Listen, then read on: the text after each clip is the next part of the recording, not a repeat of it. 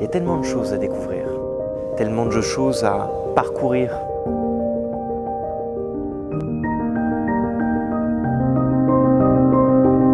Être automobile, le premier mot, c'est de vivre l'instant présent. Souvent le moteur, c'est qui voulons-nous devenir? Qu'est-ce qu'on veut devenir en fait? Qui on veut être?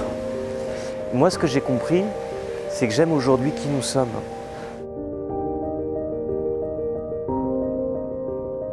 Il y a quelques instants, je discutais avec notre chef d'atelier ici.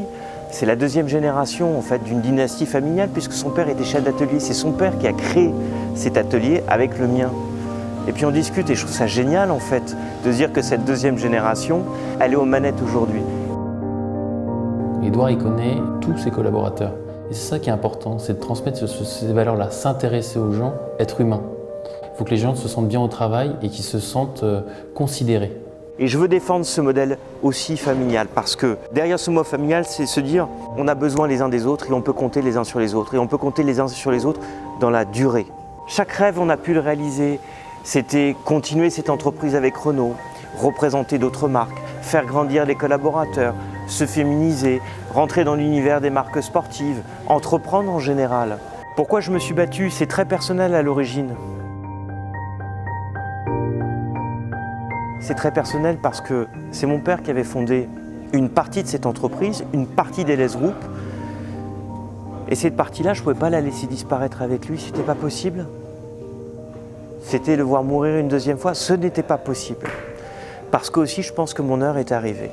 Mon heure de prendre ma place et de construire aussi ma propre histoire. Dans cette grande histoire de l'automobile, on avait peut-être une petite page à écrire, avec une vision un peu différente, avec une manière de travailler un peu différente.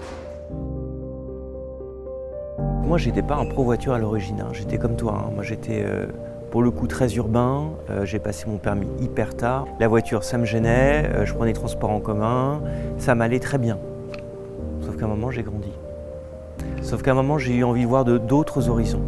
Sauf qu'à un moment, j'ai envie d'aller voir un peu plus loin que le coin de ma rue. À un moment, j'ai voulu le faire de manière indépendante. Je ne voulais pas être dépendant des autres pour me conduire. Je ne voulais pas être dépendant du train. Je voulais partir quand je voulais, rentrer quand je voulais. Avoir cette liberté, avoir cette autonomie.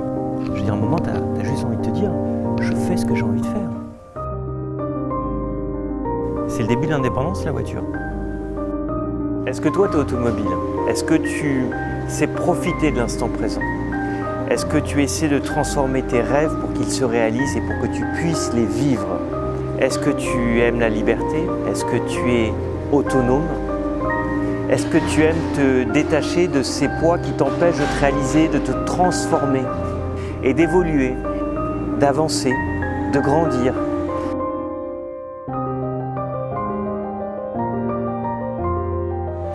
D'être le même mais en mieux. C'est ça être automobile.